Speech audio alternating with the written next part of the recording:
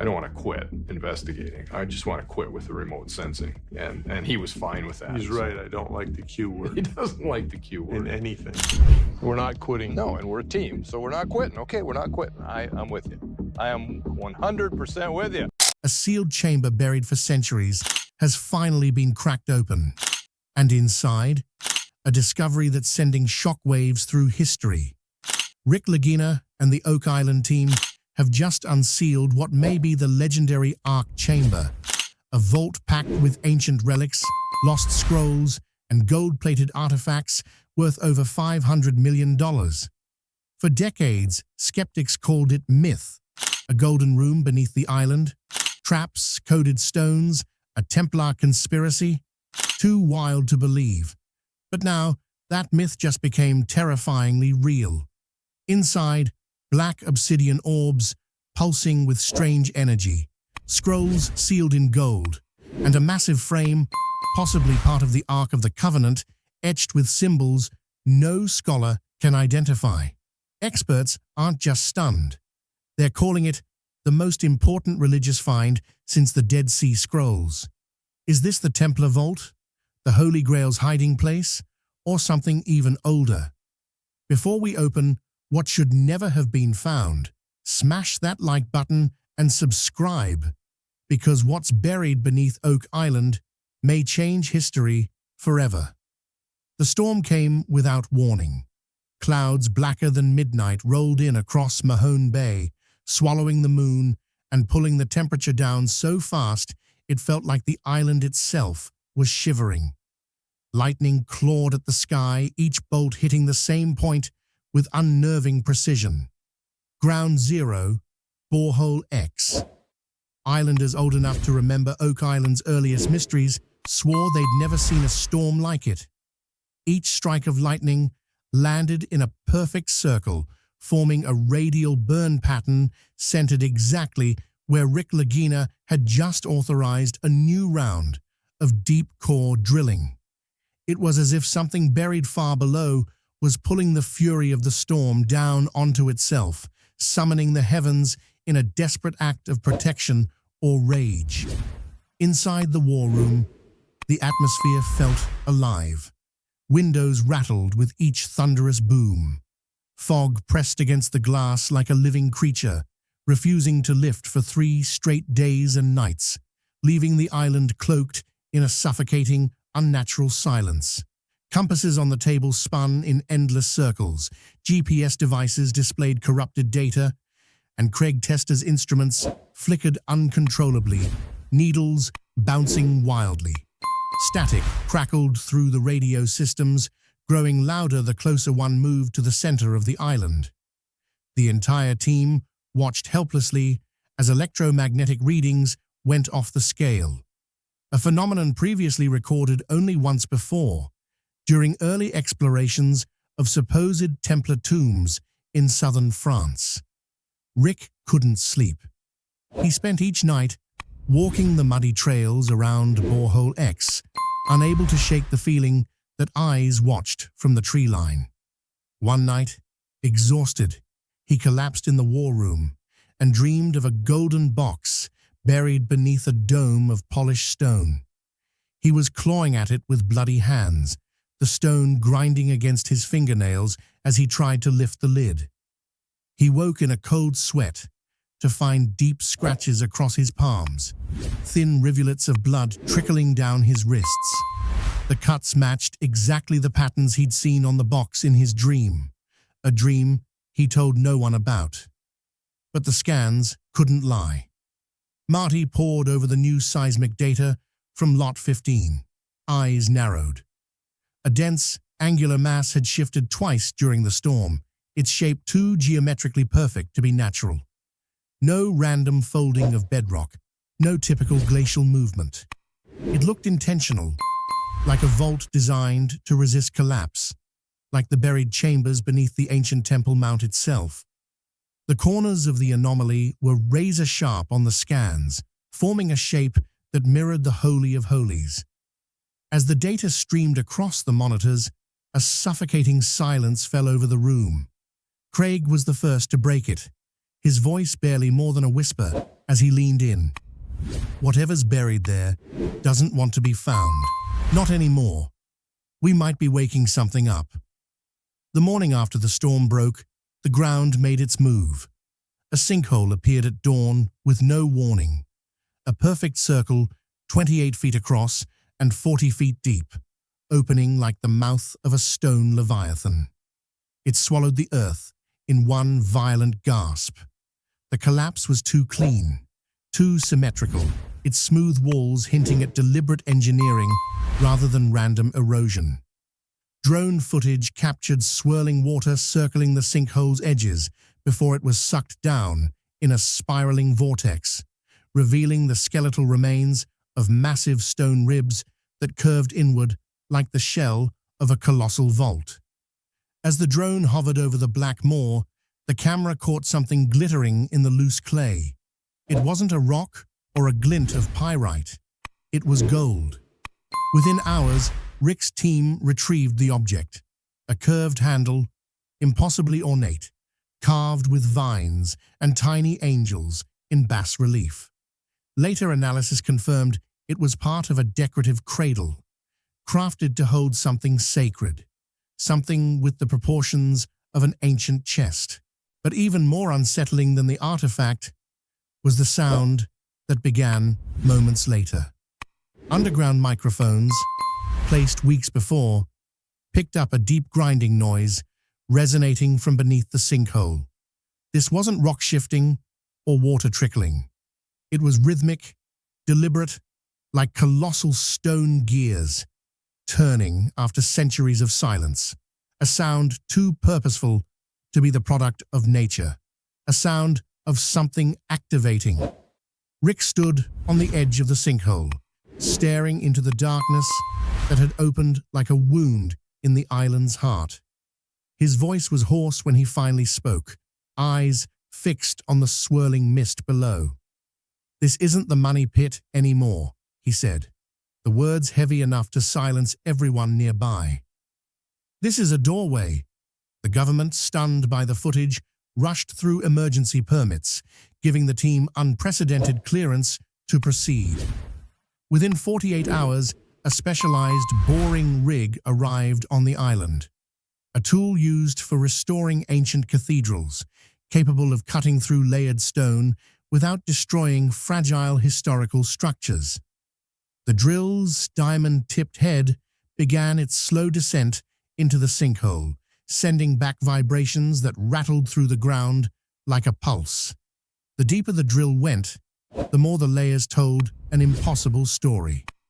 First came thick bands of ancient granite, harder than any stone native to the island. Then a layer of marble so white it reflected the borehole lights like a mirror. Below that, hardened pitch sealed the layers together like a black adhesive older than colonial maps. And then another band of granite. The pattern repeated, a series of interlocking materials laid down with mathematical precision, forming an engineered barrier matching techniques seen only in ancient Middle Eastern tombs. After 12 hours of grueling work, the drill suddenly lurched. The rig operator, a veteran of the North Sea, nearly lost control as the drill head punched through into a void. The shaft inhaled violently, sucking loose gravel downward in a deafening roar of rushing air. Moments later, a burst of warm, pressurized wind erupted from the borehole, carrying a strange smell of myrrh and sulfur, like the air had been sealed with sacred incense, trapped in darkness for 1,000 years. Rick's hand trembled as he lowered the first infrared camera into the shaft. The feed stuttered, flickering with static, before revealing a sight no one expected. Far below, the chamber floor emerged, a perfect cruciform pattern, each arm aligned precisely with true north, south, east, and west. The tiles glowed with residual heat signatures, arranged like an ancient celestial compass, geometry too perfect to have been laid by accident. They formed a pattern seen before, only in ancient temples and rumored Templar sites, structures designed not just to honor something, but to contain it. Marty leaned forward, eyes wide as the feed steadied. His voice cracked with disbelief. "These aren't just floor tiles," he said, breathless. "They're active. They're wired for something.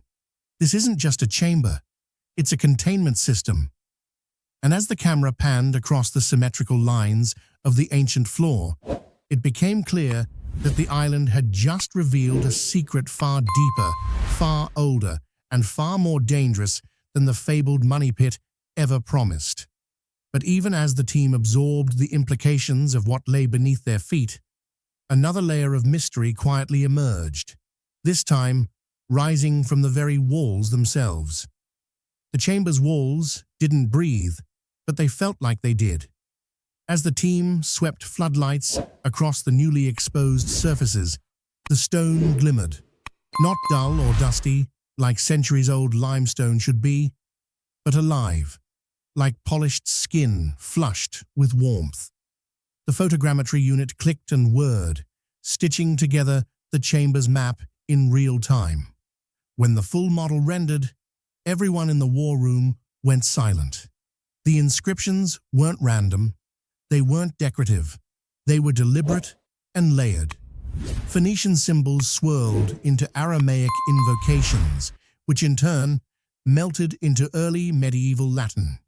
Letters spliced and folded into each other like a language intentionally encoded to keep outsiders blind. Craig leaned in over the monitor and exhaled. "This is Vatican-level protection, maybe beyond." Rick stared at one repeating symbol. A winged chest, golden, arched, with two creatures guarding either side. At first glance they looked like angels, but closer study revealed their faces. Leonine with snarling teeth and deep-set eyes. Lion-headed seraphs. And the box between them wasn't just any ark. It was the Ark. The same motif appears only in suppressed copies of the Book of Enoch, which describe a vessel not just of divine power, but of heavenly consequence. A vessel said to contain fragments of the original light of creation. Further in, Craig swept the handheld scanner along the chamber's southern edge. The signal warped, skipped, then flatlined, magnetometry dead. The interference wasn't from the stone. It came from beneath the chamber. A dense rectangular mass, buried deeper still, was heavily shielded in both lead and quartz. Classic biblical-era protective materials designed to block spiritual and electromagnetic radiation alike. Whatever it was, it had been buried not to be seen, not to be touched, not without a price. Floodlights were re-angled, and what had appeared to be limestone revealed its secret. Under direct light, the walls weren't chalky. They were translucent, marbled with ivory veins, polished alabaster. And carved into that alabaster were hundreds of microscopic grooves. Not hieroglyphs, not letters, patterns, tracks, channels, perhaps for oil, or maybe blood, maybe something else. The grooves formed a web of interlinked symbols, cycling between constellations and the Hebrew names of God. Some of them vibrated gently when touched. No sound, just motion. Subtle, but deliberate.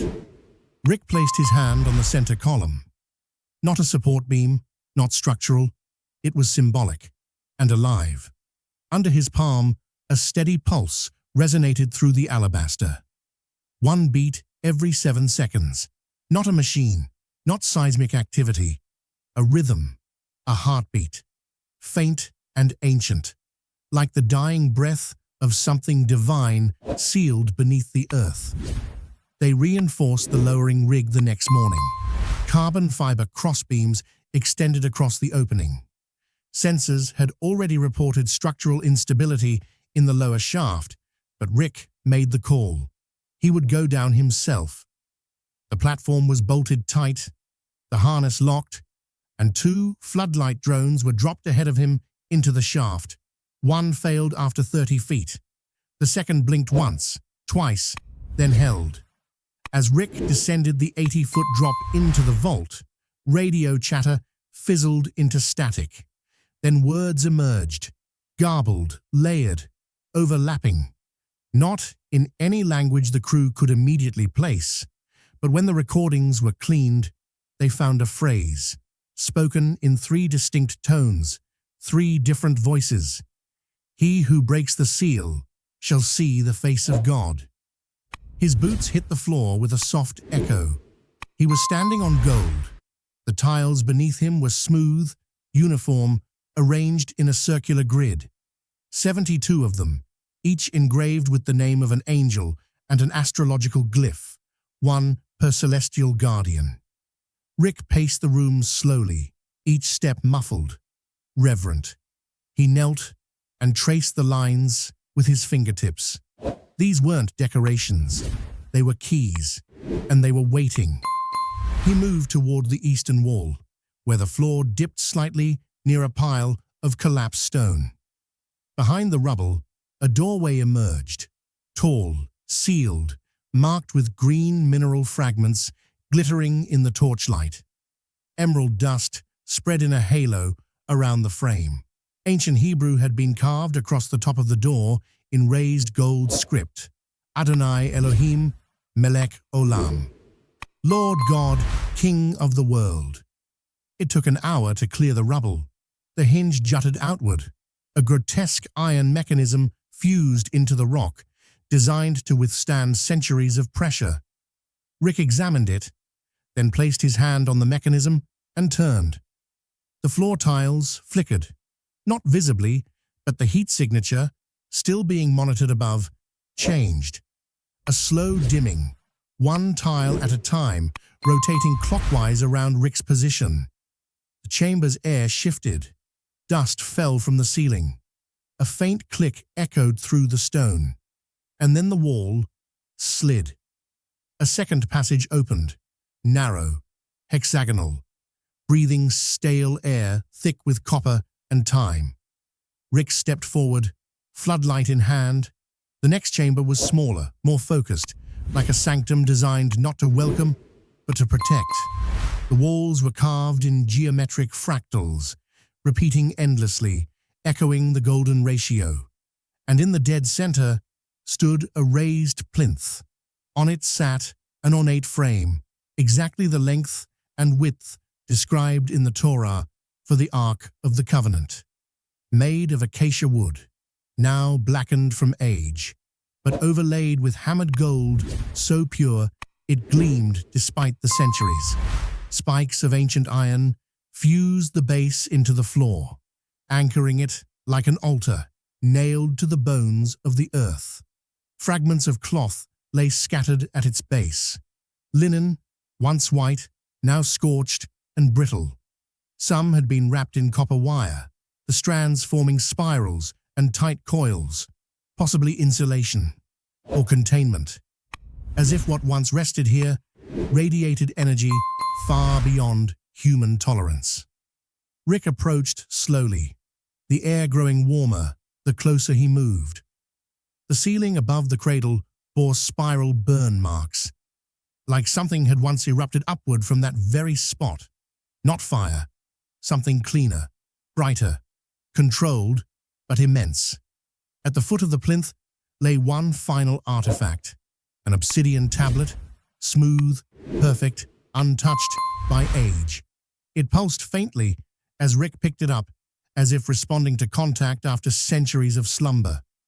Carved into its surface, in Proto-Hebrew older than Moses himself, were 7 words. The Ark walked, and then it was gone. Rick didn't speak, and in that moment of suspended time, when breath, reason, and gravity all seemed to hesitate, it became clear the chamber hadn't yet finished speaking. The air inside the chamber was different now, thicker, denser, humming with a quiet that didn't feel like silence.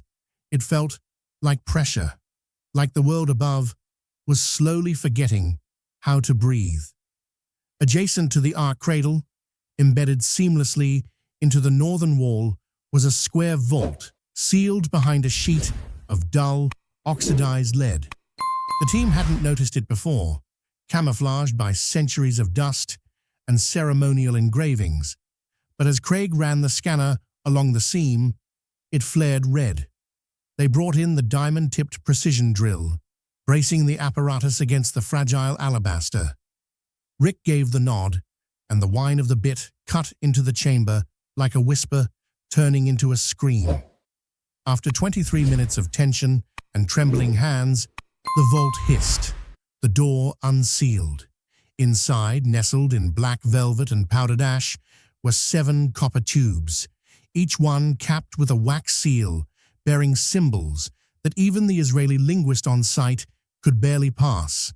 They were old, predating known alphabets. Carefully, the team opened the first tube and slid out the scroll. It was written in Aramaic, interlaced with Greek, and an unknown script no one recognized. The parchment crackled as it unfolded, thick and fibrous, like skin that had never fully died. Across the center of the scroll, drawn with precision and ink that shimmered like silver, was an image, a box hovering several inches above the ground. Beneath it, spiraling coils and geometric engines, labeled in impossible syntax. The title translated roughly to the Seraphim Engine. According to the scroll's annotations, this device allowed the Ark to levitate. It harnessed celestial harmonics, frequencies attuned to both heaven and earth, allowing it to glide without ever touching soil. The chariot of God, one phrase read, wheels within wheels. The second tube contained what looked less like scripture and more like blueprints. Etched into metallic parchment were designs that blended alchemical diagrams with early circuit schematics. Resistors shaped like stars, copper pathways resembling constellations. Divine circuitry, Craig whispered, turning the page sideways. This isn't theology, it's engineering. The third scroll was shorter, less ornate. Tucked inside was a small ring, pure gold, impossibly preserved, inset with a blue-black stone, and stamped with a symbol Rick recognized instantly, the seal of Melchizedek, the high priest of Salem, the king of righteousness. Mentioned in Genesis, he had no lineage, no beginning or end. Some believed him an eternal being, a celestial messenger cloaked in flesh. The scroll with it described Melchizedek not just as a priest, but as the original caretaker of the vessel, a being who taught Abraham the names of the stars and passed on knowledge from those who came before the flood. Beneath that were diagrams of a structure nearly identical to the Ark cradle, but hovering inside a shaft lit by fireless light. Buried behind the vault's back panel, in a slot invisible to the naked eye, was the final clue. A second ring, larger, older, inset with a red crystal, darker than blood. It pulsed faintly when touched. Embedded in its band was a symbol none of the team recognized, but which the Jerusalem scholar immediately identified. This was worn only by those of the Zadok priesthood, the keepers of the sacred geometry. Rick turned to the others. No one spoke. They didn't have to. By evening, a team of flown-in experts from Jerusalem, Cairo, and even Rome arrived by helicopter. Scholars, theologians, physicists. Their analysis took only hours, but their conclusion shocked even Rick. This chamber was not a tomb, the lead Jerusalem historian said. It was a launch site. The Ark wasn't buried here for safekeeping. It was brought here to be retrieved. The implications echoed across the dig site like a thunderclap. And then everything changed. EMF monitors on the northern wall began to spike, matching a pattern. Erratic but familiar. Craig tracked the pulses. They weren't random. They mirrored Rick's own heart rate. As he approached the cradle again, the readings intensified. He stepped back, chest heaving, sweat streaming down his face as the monitors redlined. Thermal scans of the floor beneath the plinth registered a spike, 20 degrees above ambient temperature, a heat signature from deep below the Earth. Not environmental, not geothermal. Something else, something alive, or something powered. At the artifact station, an assistant placed a shaving from the Ark cradle's rim under a high-powered microscope. Within seconds, the sample began to vibrate, then warp, not chemically, not from heat, from proximity. Every time a human hand neared it, the vibration increased. When the hand moved away, it stopped. A low hum rose from the back of the chamber. Then the black orb, retrieved 2 days earlier and logged as unknown composite object, began to glow, dim at first, then bright, then blinding. It hovered 2 inches above the table, rotated, and projected an image in open air. A 3-dimensional hologram spun in place. The Ark, detailed, floating in a ring of fire and light. Beneath it, a cradle just like the one in the chamber. Energy flowed from the base into the Ark and up into the heavens, depicted as beams of light piercing the dome of the firmament. Marty shouted to shut it down, but Rick didn't move. He stared into the projection, eyes wide, entranced. "It's already awake," he whispered. "We didn't open it. It opened for us." And then came the knock on the control trailer. 3 men, no insignia, no names, all in black. Behind them, 3 helicopters hovered, unmarked. The Canadian Maritime Safety Authority declared a sudden no-fly zone. Environmental hazard, they said. A lie. Every drone in the air was grounded, cameras pulled, wires cut. The site was locked down within 30 minutes. Rick protested, demanded jurisdiction, evidence, names. One of the men handed him a sealed letter, red wax, stamped with the Greek symbol Omega. It read, "You are no longer authorized to engage with this material. For your safety and that of your nation, step aside." Back at the war room, chaos. The scrolls were seized, hard drives wiped, laptops confiscated. Dan Blankenship's old journals, long dismissed as ramblings, were gone. So was Rick's personal logbook. But the agents made one mistake. They didn't know about Marty's backups, cloned off-site to a secure storage node, and they never found Rick's private footage, uploaded moments before the blackout, to a mirror server in Iceland. The world above may have gone dark, but the truth had already left the island. And somewhere, far beyond the reach of no-fly zones and redacted reports, the next move was already in motion. The ocean mist clung to the hull of the covert vessel like an ancient shroud, veiling its approach to Oak Island in a cloak of secrecy. The submarine surfaced at twilight, devoid of insignia, its black exterior blending seamlessly into the dark Atlantic waters. From its sealed hatch emerged a solitary figure, an appraiser known only by the codename Kestrel.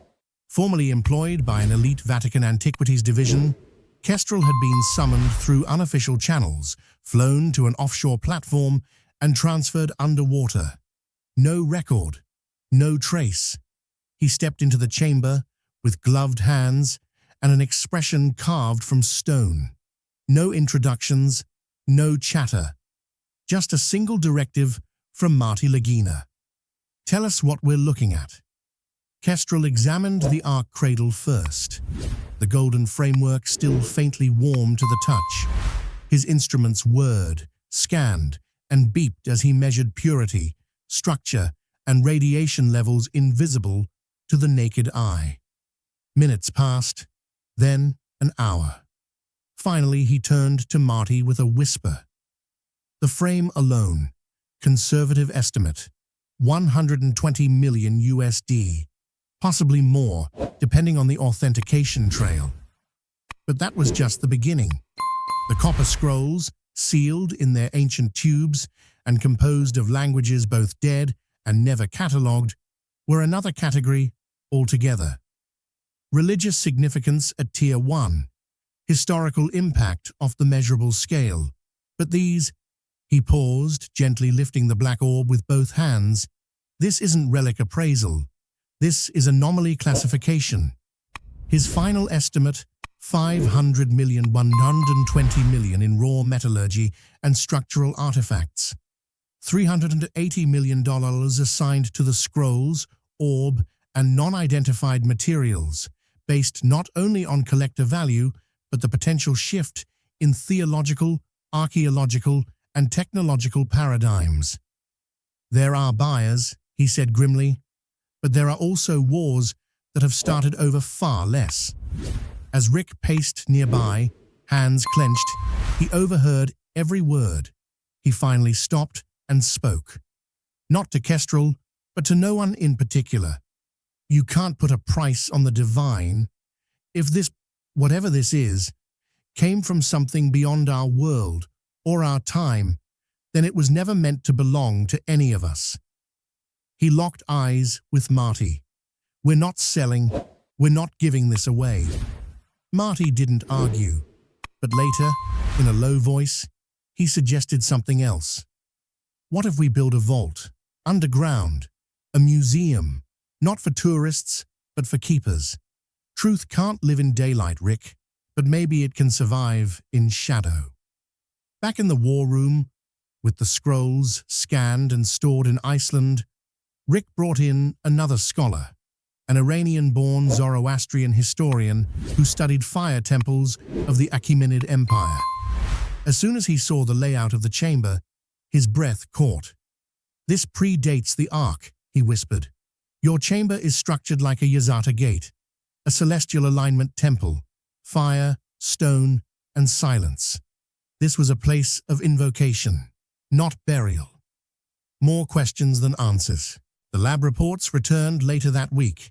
The gold purity, 99.99%, unheard of in medieval Europe. Even modern techniques struggle with that refinement. No trace of hammer markings, no signs of smelting. Some theorized the material was either meteor-forged or preserved through antioxidation unknown to science. Others went further, calling it extratemporal, something slipped through a fold in time or left behind from a civilization predating the Sumerians. The implications spiraled across the globe faster than anyone could contain. By the next dawn, the world began to respond. In Jerusalem, Vatican City, Mecca, and Bodh Gaya, debates erupted. Rabbis, imams, bishops, monks, some demanded immediate international excavation and spiritual oversight. Others warned that the object was a counterfeit, a heresy, or worse, a deception sent to divide mankind. But some came to believe.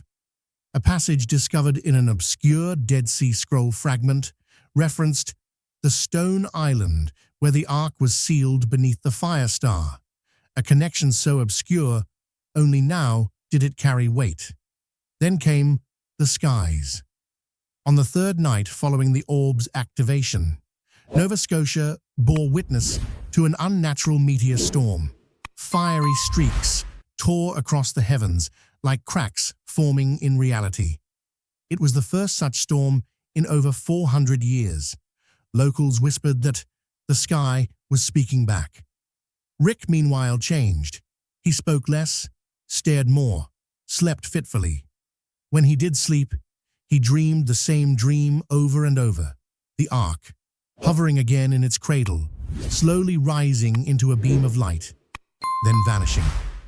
In its place, a perfect ring of fire on the ground, and distant voices singing in languages no man had ever spoken aloud. He began keeping those dreams to himself. But the island hadn't finished speaking. Indigenous elders, long silent on Oak Island law, stepped forward. They issued a quiet, solemn warning. You've touched what was never yours. The island knew when to open. It will know when to close. What you found is older than the gods you pray to. And then, silence. 3 days later, the team returned to the chamber. But the tunnel had collapsed, not in chaos, but in geometry. The walls folded inward in a perfect spiral, stones interlocked as if guided by unseen hands. No debris, no jagged ruin, just silence, pressure, and an unmistakable finality. The orb was cold now, inert. The EMF spikes had ended. No heat, no vibration, as if the island had simply closed the book. Rick didn't say a word. Later that week, he walked alone to the original dig site and installed a brass plaque in the ground, just above the last known coordinates of the cradle. It read, "The Ark was never lost. It was placed here by those who knew the future." Marty, pragmatic even now, decided on a different approach. A private documentary, footage, testimony, scans. Not for theaters, not for streamers. A digital time capsule for when the world might be ready. But not all the footage made the cut. Some things were never meant to be seen. And when the final camera shut down, when the last drone lifted off, and the dig site was filled once more with soil and seawater, Rick turned one last time to the horizon. The treasure wasn't gold, he said quietly. It was belief. And as the wind whispered across the stones, he added only one more line. And now, the world has to decide what to do with it.